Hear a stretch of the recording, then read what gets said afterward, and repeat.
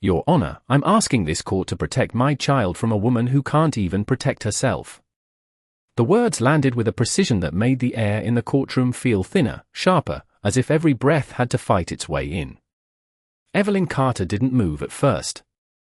She stood at the defendant's table, her fingers resting lightly against the gentle curve of her stomach, the fabric of her soft grey dress pulled just slightly tighter than it had been a few weeks ago.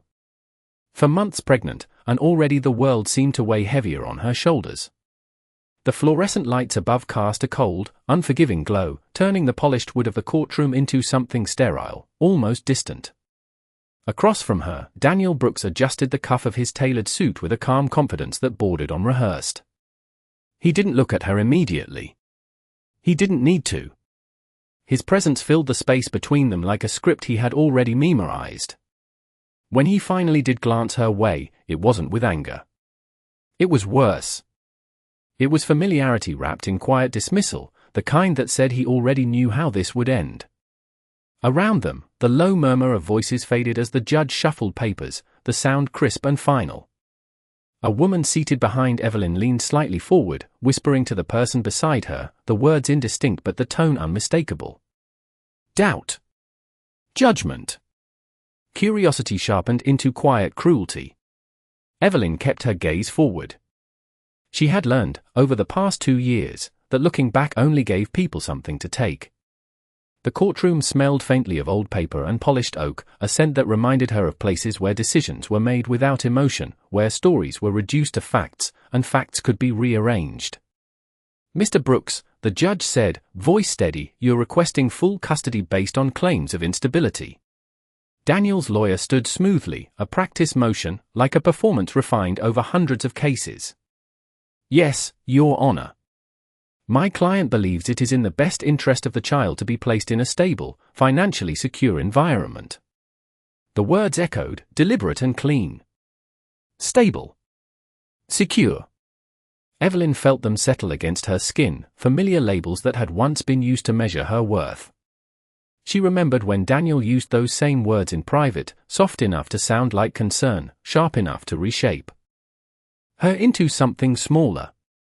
She drew in a slow breath, her hand pressing more firmly against her stomach now, grounding herself in something real, something that didn't belong to the past.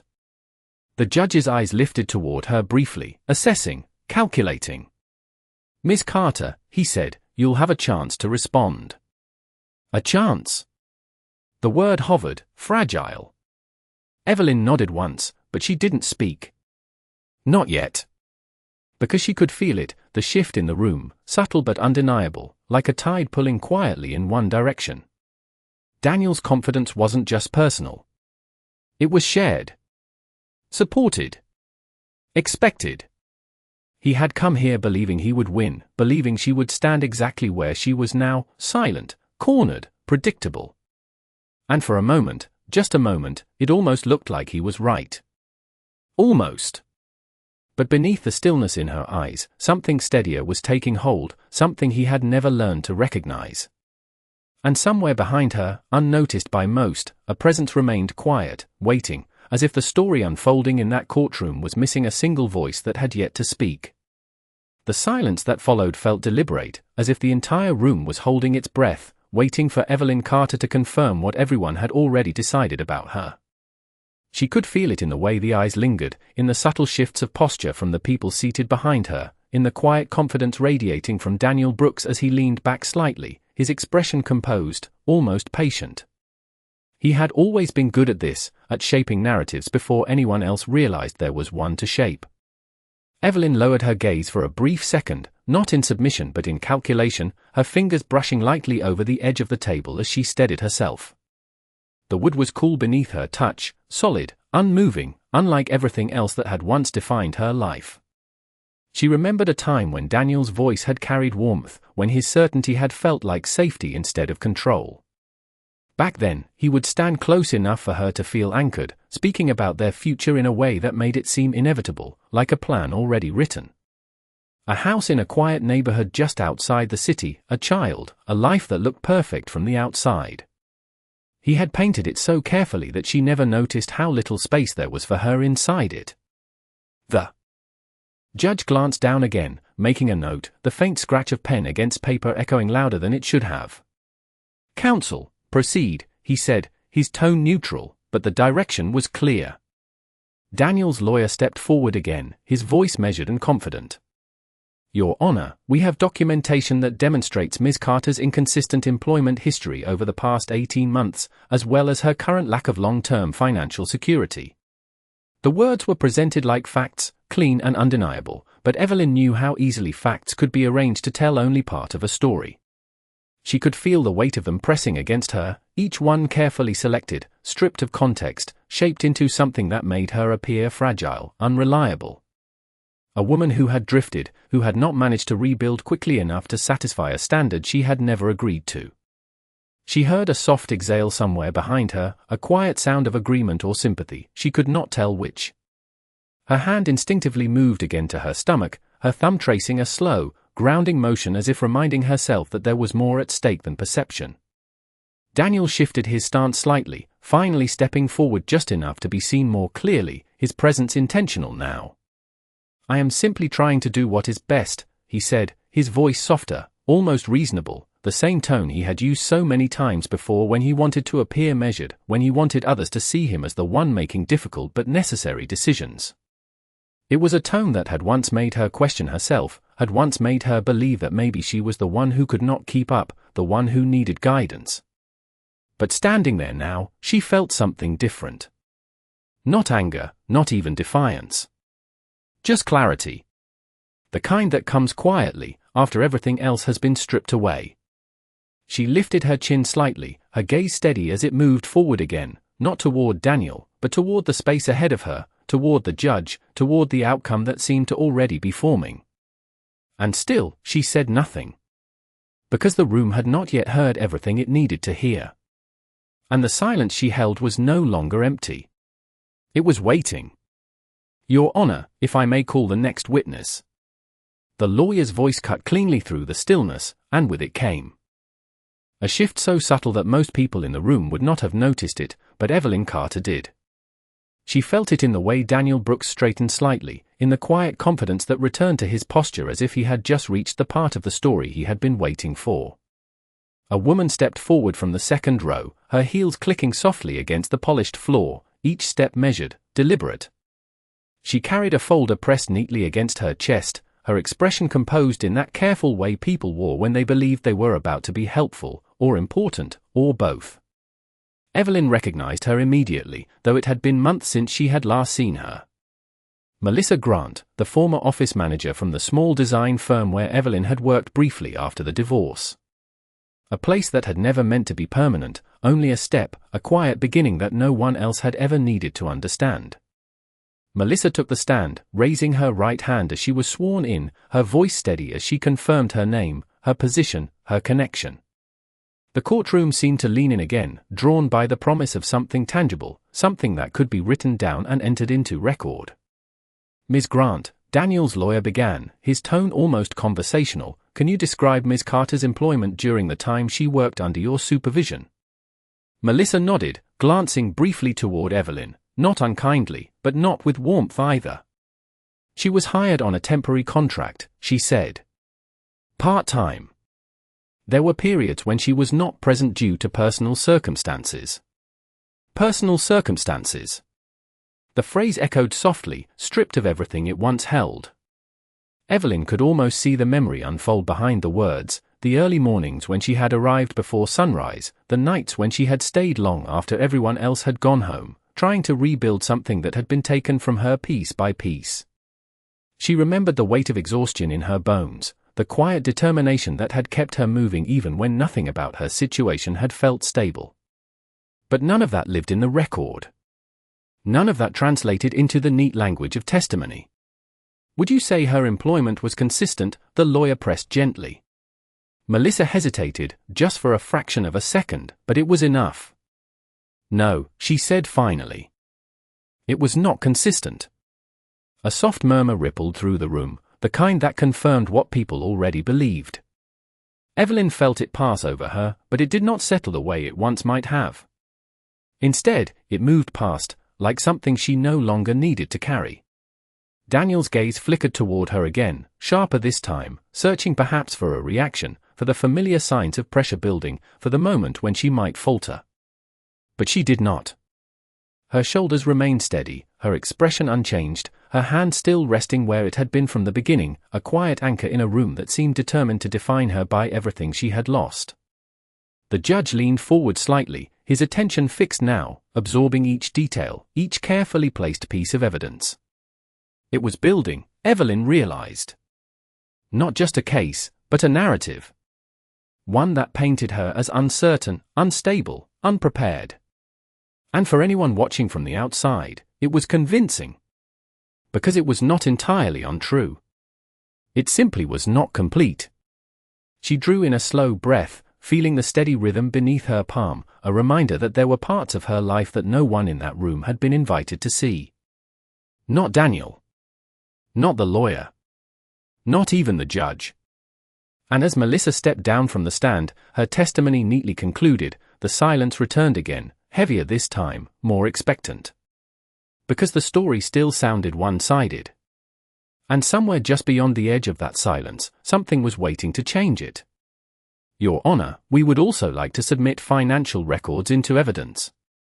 The statement was calm, almost routine, but it landed with a quiet finality that made the courtroom feel smaller, more enclosed. A thin stack of documents was handed forward, each page crisp, each number aligned with a purpose that needed no explanation. Evelyn Carter watched as the clerk carried them to the bench, the soft shuffle of paper sounding louder than it should have, like the turning of something irreversible. Daniel Brooks did not look at her this time. He did not need to. His confidence had settled into something steadier now, something grounded in proof rather than performance. The kind of certainty that came from knowing the system favored what could be measured, what could be documented, what could be shown in clean columns and official stamps. The judge adjusted his glasses slightly, scanning the top page, his expression unreadable but focused. Ms. Carter, he said after a moment, his tone measured, these records indicate that your current income is inconsistent and below the standard typically required to independently support a child. Do you dispute this? The question hung in the air, simple and direct, but layered with expectation. Evelyn felt the weight of it settle, not as pressure, but as something familiar. She had asked herself that same question many times in the quiet hours of the night, when the world was still and the future felt like something she had to build with her own hands, piece by uncertain piece. She could feel every eye in the room shift toward her now, waiting, watching, anticipating either denial or defeat. Slowly, she lifted her gaze to meet the judge's, her expression calm, her voice steady when she finally spoke. No, Your Honor, she said. The honesty of it seemed to ripple outward, catching more than a few people off guard. It was not the answer they expected. Not defensive, not desperate. Just clear. Daniel's lawyer paused for a fraction of a second, recalibrating, then stepped forward again. So you acknowledge that you are currently unable to provide a stable financial environment, he asked, pressing gently but firmly, as if guiding her toward a conclusion he had already written. Evelyn did not look at him. Instead, her hand rested once more against her stomach, her fingers moving slightly, a quiet, grounding gesture that had become second nature. I acknowledge that my income has changed, she replied, her tone even. But I do not agree with your conclusion. A faint shift moved through the courtroom, subtle but noticeable. It was the first time she had pushed back, even slightly, and it disrupted the rhythm that had been building so cleanly against her. Daniel's gaze snapped toward her now, sharper, more focused, as if trying to read something that had not been there before. The lawyer's smile thinned just a fraction, polite but strained at the edges. And what conclusion would that be, Ms. Carter? He asked. Evelyn held the silence for a moment, not out of hesitation, but intention. She could feel the space in the room change again, the attention narrowing, tightening, drawn toward her in a way it had not been before.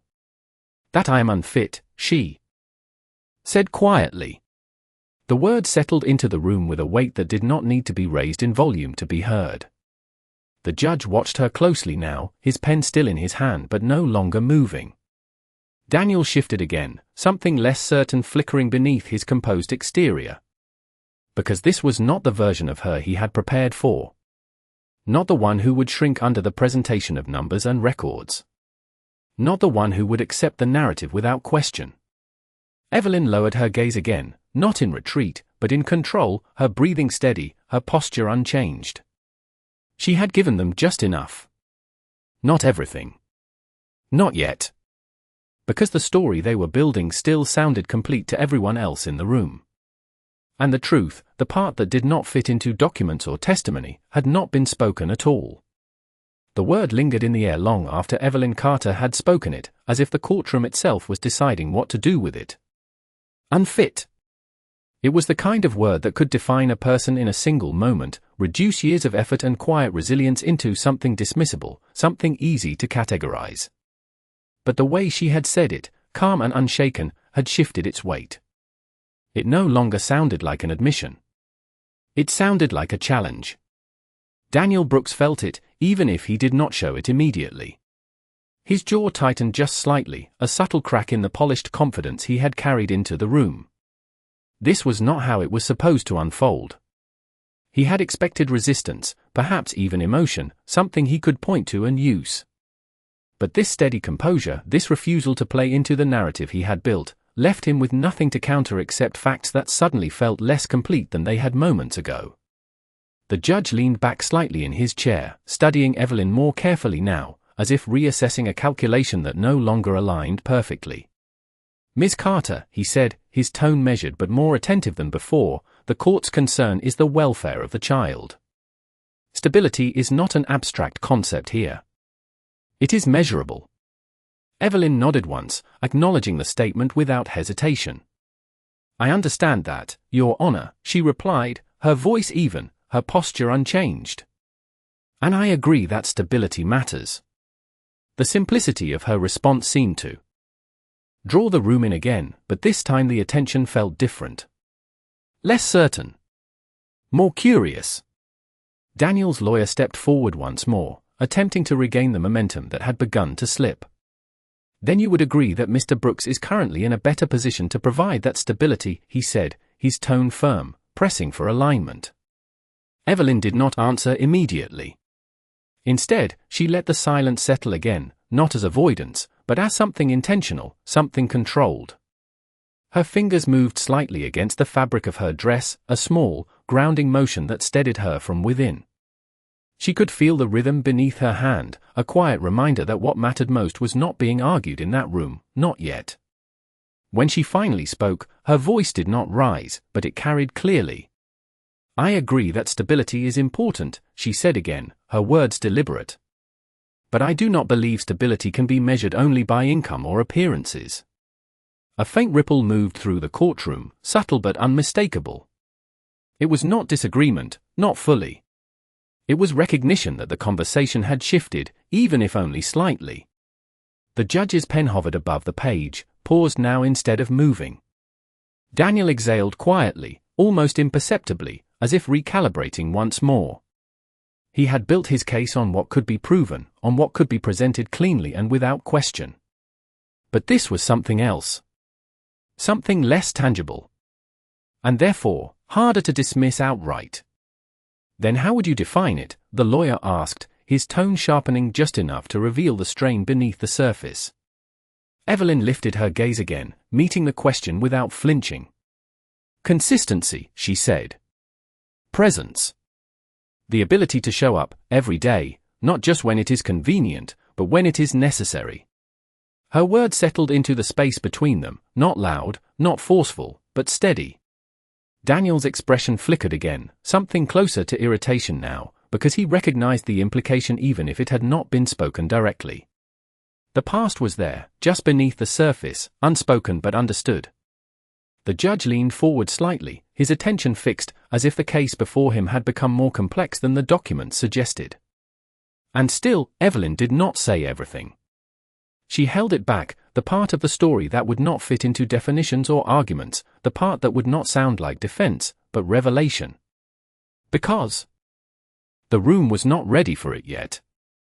But it was getting closer.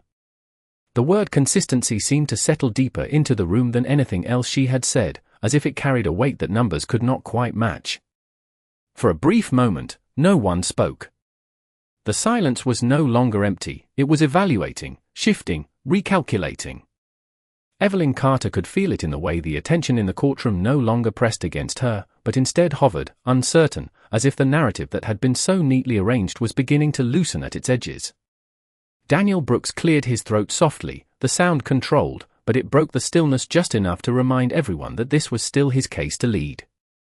"Your Honor," he said, stepping forward slightly, his tone measured again, carefully rebuilt. "While my former wife may have her own perspective on what stability means, the court must rely on objective standards. Emotional definitions cannot replace financial reality." His words were clean, precise, and for a moment, they seemed to restore the balance he had been losing. The judge gave a small nod, acknowledging the point, his pen tapping lightly once against the paper before him. Evelyn did not react immediately. She let the statement pass through the room, let it settle where it would. Because she knew that Daniel had always relied on that distinction, the separation between what could be felt and what could be proven. It had been the foundation of everything he built, including the version of her he had presented today. She shifted her weight slightly, the movement subtle, almost unnoticeable, but it grounded her. The soft hum of the air conditioning, the faint creak of wood as someone adjusted in their seat, the distant sound of footsteps in the hallway outside, all of it came into focus for a second, anchoring her in the present. "Miss Carter," the judge said again, his tone more deliberate now, "if you wish to clarify your position, now would be the time." The invitation was different this time. It was not simply procedural. It carried a quiet openness that had not been there before. Evelyn lifted her eyes, meeting his gaze fully, her expression calm but no longer reserved. There was something steadier there now, something that did not ask for permission to be heard.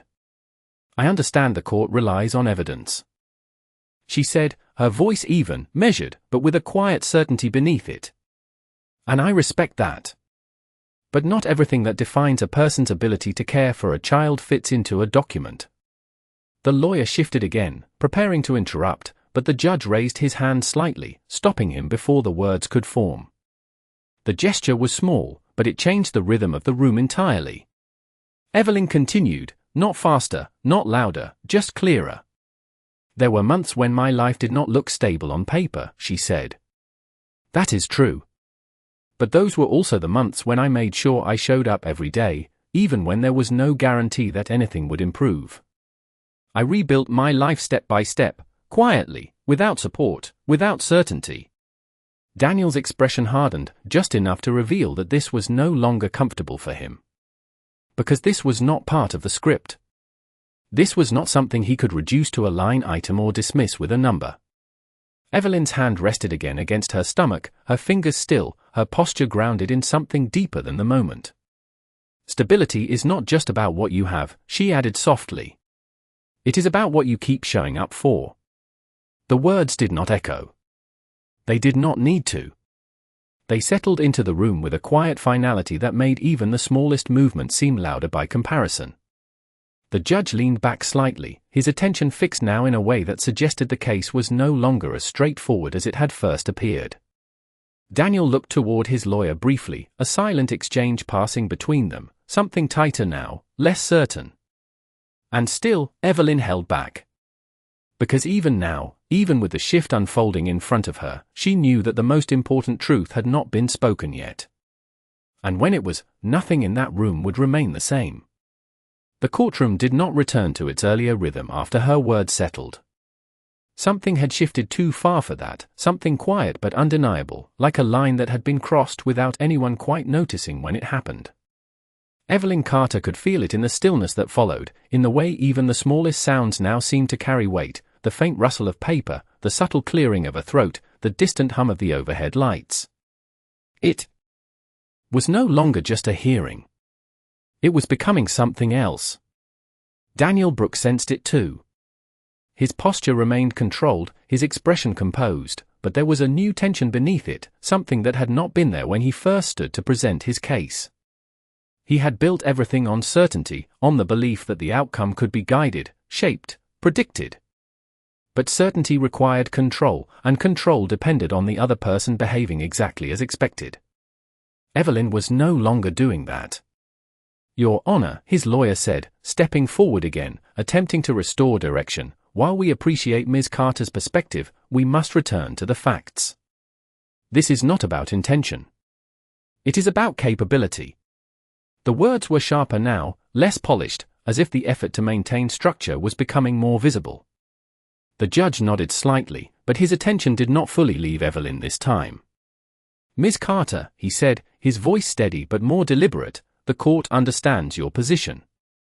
However, the question remains whether you can provide the level of stability required moving forward. Not just in theory, but in practice. Evelyn inhaled slowly, the breath steady, measured. For a moment, she said nothing, allowing the weight of the question to settle fully. Because this was the moment everything had been building toward. Not the end, but the edge of something that could not be reversed once it began. Her fingers pressed lightly against her stomach again, a familiar gesture now, one that grounded her in a way nothing else in that room could. She remembered the nights when the future had felt uncertain, when every decision had been hers alone to make, when silence had been her only ally. She had learned then that not every truth needed to be spoken immediately. Some truths required timing. Precision. She lifted her gaze, her expression unchanged, but something in her eyes had shifted. It was no longer just calm. It was certain. I understand the court's concern, she said, her voice even, but carrying something deeper beneath it. And I understand why it may appear that I am not in the strongest position. Daniel's lawyer seemed ready to respond, but he hesitated, just for a second, as if sensing that interrupting now might cost him more than it gained. Evelyn continued, her tone steady, unhurried. But appearances do not always reflect reality. The sentence lingered, simple on its surface, but layered in a way that made it difficult to dismiss. Daniel's gaze sharpened again, his focus narrowing on her as if trying to anticipate what would come next. Because this felt different. Not like resistance. Not like defense. It felt like preparation. The judge leaned forward slightly, his pen now resting still against the paper, his attention fixed. Then clarify your reality, Ms. Carter, he said.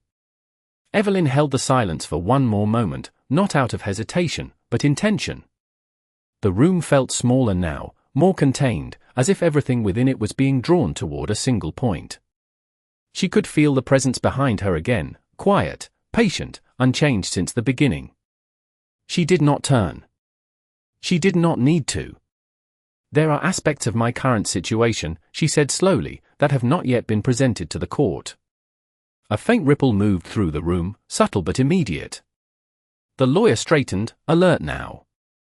Daniel's expression tightened, something unreadable passing through it for the first time. The judge's eyes did not leave her. Then you should present them, he said. Evelyn nodded once, her hand lowering from her stomach, resting now at her side, her posture unchanged but grounded in something deeper than before. She did not rush. She did not elaborate. Not yet. Because the moment had not fully arrived. But it was close. Close enough that even the silence in the room felt like it was waiting for something to break it. And when it did, it would not be subtle. The moment stretched just long enough to become uncomfortable, the kind of silence that made people shift in their seats without realizing it, the kind that carried expectation like a weight pressing evenly across the room. Evelyn Carter did not rush to fill it. She had learned, over time, that silence could be more powerful than any immediate response, that it gave space for attention to settle exactly where it needed to be. And right now, every eye in that courtroom was fixed on her. Daniel Brooks felt it more than anyone. His earlier confidence had not disappeared, but it had changed, sharpened into something more alert, more cautious. He was no longer simply presenting a case. He was waiting, watching, trying to anticipate a move he had not planned for. His gaze flickered briefly toward the back of the courtroom, almost instinctively, as if searching for something he could not yet name. Evelyn noticed, though she did not turn. She remained exactly where she was, grounded, composed, her posture steady in a way that no longer suggested defense, but control. Ms. Carter, the judge said, his voice calm but carrying a note of expectation that had not been there before, you indicated there are additional aspects of your situation that have not yet been presented. The court will hear them now. The invitation was clear. The room seemed to lean forward with it.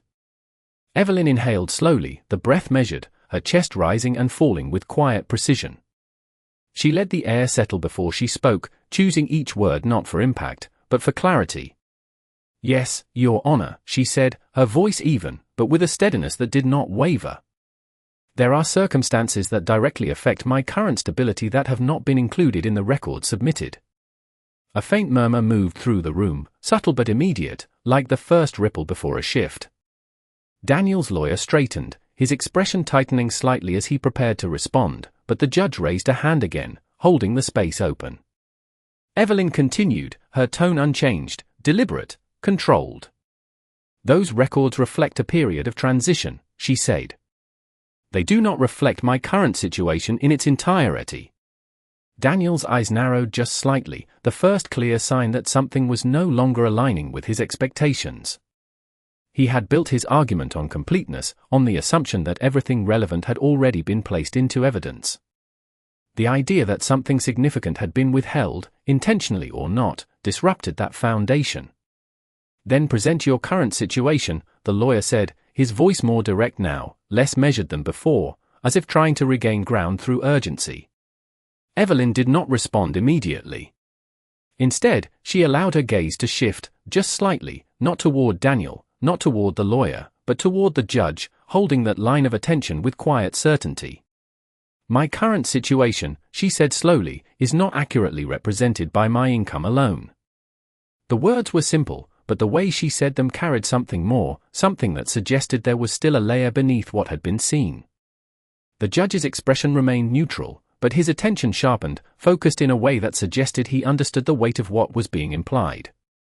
"Then clarify what has been omitted," he said.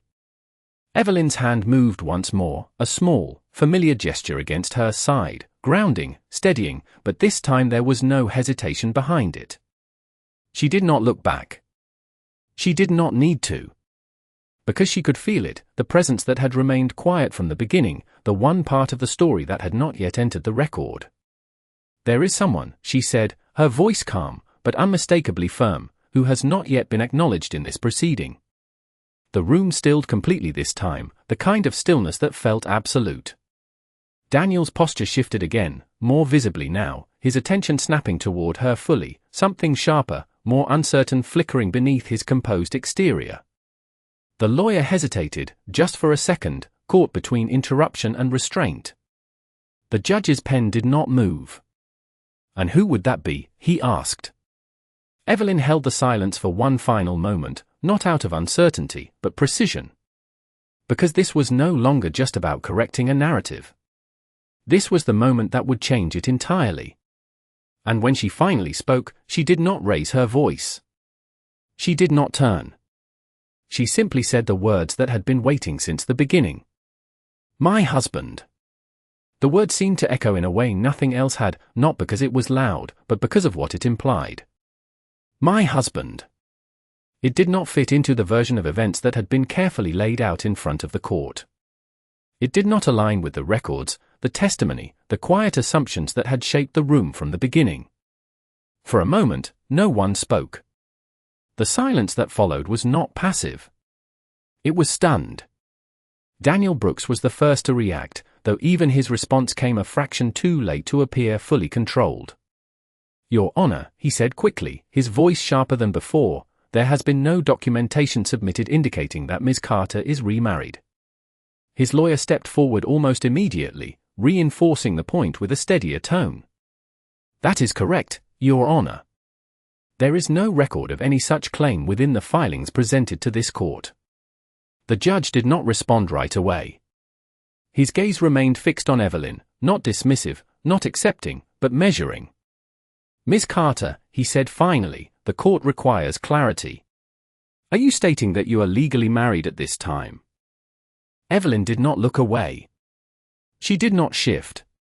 The question did not seem to unsettle her in the way it might have moments ago. "Yes, Your Honor," she replied, her voice calm, certain, unchanged. The reaction was immediate this time, not loud, but unmistakable. A low murmur moved through the courtroom, restrained but impossible to ignore. The assumption that had carried the case forward began to fracture, piece by piece, not dramatically, but with a quiet inevitability. Daniel's expression tightened, the composure he had maintained now strained at the edges. "This is the first time such information has been introduced," he said, attempting to reframe the moment, to contain it before it expanded further. "If there is a claim of marriage, then it should have been disclosed prior to this proceeding." Evelyn allowed his words to settle without interruption. She did not argue. She did not defend the timing. Instead, she waited, just long enough for the attention in the room to shift back to her naturally, without force. "It was not relevant to the claims being made against me," she said quietly. "Until now." The simplicity of the statement carried more weight than any extended explanation. It reframed the omission not as concealment, but as precision. Daniel's lawyer hesitated, recalculating again, but the momentum was no longer entirely his to control. The judge leaned forward slightly, his focus sharpening further. "If you are married," he said, "then your spouse's presence and financial standing are directly relevant to this case." "Where is he?" The question settled into the room with a different kind of gravity. It was no longer about whether Evelyn had stability. It was about what that stability might actually look like. Evelyn did not answer immediately. Her gaze did not flicker. Her posture remained steady, grounded in something that no longer needed to prove itself through words alone. And then, without turning, without signaling, she spoke. "He is here, Your Honor." The words were simple, but they shifted everything. Because now the room was no longer focused only on her. Attention moved, instinctively, toward the space behind her, toward the part of the courtroom that had remained quiet, unnoticed, irrelevant. Until now. Daniel followed that movement, his eyes narrowing slightly as he turned, his certainty finally giving way to something else. Something less defined. The judge's gaze lifted as well, his attention moving beyond the bench. Beyond the immediate, toward the presence that had not yet entered the record. And in that moment, the silence returned again, but it was no longer uncertain. It was anticipatory. Because whatever happened next would not simply respond to the case that had been built. It would change it entirely. The shift in attention was immediate, almost instinctive, as if the entire courtroom had turned on a single, silent cue. Heads moved first, then eyes, then the subtle adjustment of posture as people leaned ever so slightly to see past Evelyn Carter, toward the back of the room where no one had been looking before. For a moment, nothing happened. The space remained still, quiet, unremarkable. And then, slowly, deliberately, a man stood. He did not rush. He did not draw attention with sudden movement or unnecessary gestures. He simply rose to his feet with a calm that felt entirely out of place in a room that had been building toward tension for the past hour. His presence was not loud, but it was undeniable. Alexander Hayes had been sitting there from the beginning, just another figure in the background, dressed in a dark suit that was tailored with quiet precision, his posture relaxed, his expression unreadable. And yet now, as he stepped forward into the light, the atmosphere in the courtroom shifted again, more sharply this time, more completely. There was something about him that did not need explanation. The way he moved, measured and unhurried, the way his gaze lifted toward the bench without hesitation, without deference, as if he was entirely accustomed to being seen, to being acknowledged. Daniel Brooks felt it immediately. The change in the room did not escape him this time. His eyes narrowed slightly as he turned fully, studying the man now walking forward, searching for recognition, for context, for something that would make sense of what was unfolding. But there was a flicker there, just beneath the surface, something less controlled than before. Because this was no longer part of the plan. "Your Honor," Alexander said, his voice calm, steady, carrying clearly without effort as he approached the front of the courtroom. He did not raise it. He did not need to. The room had already gone quiet enough to listen. "My name is Alexander Hayes." The name settled into the space with a weight that did not require explanation, but for some recognition came anyway. A faint shift moved through the back rows, subtle reactions that traveled quickly, whispers that did not fully form but were understood. The judge's expression remained composed, but there was a brief pause before he responded, as if confirming something internally before proceeding. "Mr. Hayes," he said, his tone measured, "you have been identified as Ms. Carter's spouse. Is that correct?" Alexander inclined his head slightly, the movement controlled, respectful, but not submissive. "Yes, Your Honor," he replied. The confirmation landed cleanly, without hesitation, without elaboration. Daniel's lawyer stepped forward immediately, attempting to regain structure, to contain what was quickly expanding beyond expectation. "Your Honor, we request verification of this claim," he said, his voice firm, though the edge of urgency was now more apparent.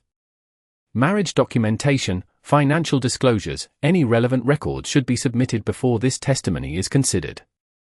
Alexander did not look at him. He did not acknowledge the interruption at all. His focus remained on the judge, steady, direct, as if the exchange had already been accounted for. "Of course," he said calmly. "All documentation has been filed with the clerk this morning." The statement was precise, controlled, and it shifted the balance once more. Because this was not a reaction. It was preparation.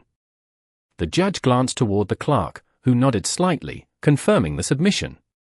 The air in the room seemed to tighten again, but this time it was different. It was no longer centered on Evelyn alone. It had expanded, recalibrated, drawn into a new axis that included the man now standing beside her. Daniel's posture stiffened, his attention fixed, the certainty he had carried into the room now fractured in a way that could not be easily repaired. Because this was no longer just about Evelyn Carter's ability to stand on her own. It was about something he had not seen, had not anticipated, had not prepared for. And as Alexander Hayes stood there, composed, deliberate, entirely unshaken, it became clear that whatever came next would not simply defend her position. It would redefine it. The confirmation from the clerk did not echo, but it settled into the room with a weight that was impossible to ignore. Documentation filed. Verified. Prepared. It was not a reaction to the moment, but something that had been set in motion long before anyone in that courtroom realized it would matter. Evelyn Carter did not turn toward Alexander Hayes as he stood beside her. She did not need to. His presence was steady, grounded, like something that did not require acknowledgement to be real. For the first time since the hearing began, she allowed her hand to fall completely from its guarded position, resting naturally at her side, her posture unchanged but lighter in a way that could not be seen, only felt. Daniel Brooks noticed it. He noticed everything now. The way she stood, the absence of hesitation, the quiet certainty that had replaced the tension he had expected to exploit. His gaze shifted between Evelyn and Alexander, searching for something that would restore the balance he had relied on, but nothing aligned the way it had before.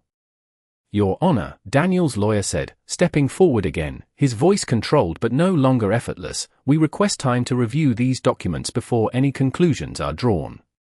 This information materially changes the context of the case." The judge did not immediately respond. His attention remained on Alexander, assessing, measuring, as if the presence of this man required a different kind of consideration altogether. "Mr. Hayes," he said finally, "you understand that your involvement directly impacts the court's evaluation of Ms. Carter's capacity to provide a stable environment." Alexander inclined his head slightly, his expression composed, his voice calm when he spoke.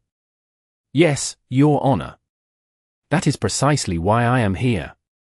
The simplicity of the statement carried a quiet authority that did not need to assert itself. It was not defensive. It was not reactive. It was declarative. Daniel's lawyer attempted to regain control, shifting his focus toward Alexander now. "And what exactly is your role in this situation, Mr. Hayes?" he asked, his tone sharper, more probing, as if searching for a weakness that had not yet revealed itself. Alexander turned his gaze slightly, acknowledging the question without fully engaging with the tone behind it. "I am her husband," he said, his voice steady, unchanged. "And I am the legal guardian of the household in which this child will be raised." The word settled into the courtroom with a different kind of impact. Not loud, not forceful, but definitive. The lawyer hesitated, just for a fraction of a second, as if recalibrating once more, because this was no longer just about Evelyn's individual circumstances. This was about structure, about environment, about a framework that extended beyond what had been presented earlier.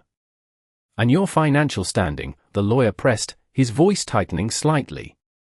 The court must understand the extent of your capacity. Alexander did not hesitate. All relevant financial disclosures have been included in the document submitted this morning, he replied. But to clarify, there are no limitations that would affect the stability or security of this child's upbringing. The statement was clear, controlled, and it shifted the room again, not through emotion, but through certainty. The judge leaned back slightly, his pen now resting idle as he absorbed the implications. Because this was no longer a question of whether Evelyn Carter could provide stability on her own. It was about a reality that had not been visible until now, one that redefined the entire framework of the case. Daniel's expression hardened, but beneath it, something less certain had taken hold. This was not a variable he had accounted for. This was not a factor he could easily challenge or diminish. Because it had not been introduced as an argument. It had been presented as fact. And as the silence returned once more, heavier now, more conclusive, it became clear that the foundation of his case had not just shifted. It had begun to unravel. The silence that followed no longer felt uncertain. It felt conclusive, like a decision forming before it was ever spoken aloud. The weight of Alexander Hayes's words lingered in the air, not because they were dramatic, but because they were complete. There was nothing to argue against, nothing to dismantle. The structure of the case had shifted too far, too fast, and now everyone in the room could feel it settling into a new shape. The judge remained still for a moment, his gaze moving briefly between Evelyn Carter and Alexander, not searching, but confirming. The documents had already been acknowledged. The statements had been made. What remained was not confusion, but clarity. Daniel Brooks felt it more sharply than anyone. The control he had carried into the courtroom had not just slipped, it had dissolved, replaced by something far less certain. His posture remained upright, his expression composed, but the ease was gone. In its place was calculation, a quiet attempt to find footing where none remained. "Your Honor," his lawyer said, stepping forward again, though the confidence in his voice had thinned, "while this new information is certainly relevant, we must emphasize that the original concern remains. The petitioner has a consistent record of stability that should not be overlooked." The argument was familiar, but it no longer carried the same weight. It sounded like something being repeated rather than something being built. The judge gave a slight nod, acknowledging the statement without fully engaging with it. His attention returned to Evelyn, his tone measured, but now carrying a different kind of finality. "Ms. Carter," he said, "based on the information presented, including the verified documentation submitted today, the court recognizes that your current circumstances differ significantly from what was initially established." Evelyn did not react outwardly. She did not shift, did not speak. But there was a stillness in her that felt complete, as if the tension she had carried into the room had finally settled into something unshakable. The judge continued, his voice steady, deliberate. "The presence of a legally recognized spouse, combined with the financial and structural stability demonstrated in the submitted records, materially alters the court's evaluation." Each word was precise, measured, leaving no space for ambiguity. Daniel's gaze lowered for a brief second, just enough to break the line of certainty he had maintained for so long. It was subtle, almost imperceptible, but it was there. The judge's pen moved again, this time with purpose, the faint sound of it against paper marking a shift that could not be undone. "At this time," he said, "the request for full custody is denied." The words did not echo loudly, but they settled with a quiet finality that filled the entire room. A low breath seemed to pass through the space, not quite a reaction, not quite relief, but something that acknowledged the outcome had been reached. Daniel did not speak. For the first time, there was nothing for him to say that would change what had already been decided. Evelyn remained still for a moment longer, allowing the words to settle, not just in the room, but within herself. She had not argued loudly. She had not fought with force. She had simply stood, waited, and revealed what had always been true when the moment required it. Alexander did not move either. His presence remained steady, unchanged, as if the outcome had never been in question. Because for him, it had not been about proving anything. It had been about standing where he was needed, exactly when it mattered. And as the courtroom began to shift again, the tension dissolving into quiet movement, it became clear that nothing dramatic had happened. No raised voices. No confrontation. Just a quiet, undeniable correction of a story that had been incomplete from the start. And now, finally, it had been told in full. The sound of the gavel did not come immediately, but the decision had already settled into every corner of the room long before anything formal marked its end. People began to shift quietly, papers gathered, chairs moved slightly against the polished floor, the low murmur of voices returning as if the tension that had held everything in place had finally been released. Evelyn Carter did not move right away. She stood there for one last second, her breathing steady, her gaze forward, allowing the moment to exist fully before stepping out of it. There was no rush in her movement when she finally turned. No urgency. No need to prove anything further. Her hand rose gently once more, resting against the curve of her stomach, not out of protection this time, but something quieter, something steadier. A recognition of what she had carried through the entire room without ever needing to say it out loud. Beside her, Alexander Hayes remained composed, his presence unchanged, as if nothing that had just happened required adjustment. He did not look toward Daniel Brooks. He did not acknowledge the room. His focus stayed with Evelyn, not in a way that demanded attention, but in a way that simply existed, constant and unshaken. Daniel stood still for a moment longer than necessary, his posture rigid, his expression carefully neutral, but the absence of control was no longer something he could conceal. The outcome had not just denied him. It had exposed the limits of what he believed could define someone else. He had come into the courtroom certain that he understood Evelyn, certain that her story had already been written. But what he had failed to see was that she had rewritten it long before he ever stepped into that room. Evelyn did not look at him as she passed. Not because she could not, but because she did not need to. The past no longer required acknowledgement to be left behind. As she walked toward the exit, the light from the hallway filtered in softly, warmer than the cold brightness of the courtroom, casting a different tone across everything it touched. Each step felt measured, not heavy, not light, just certain.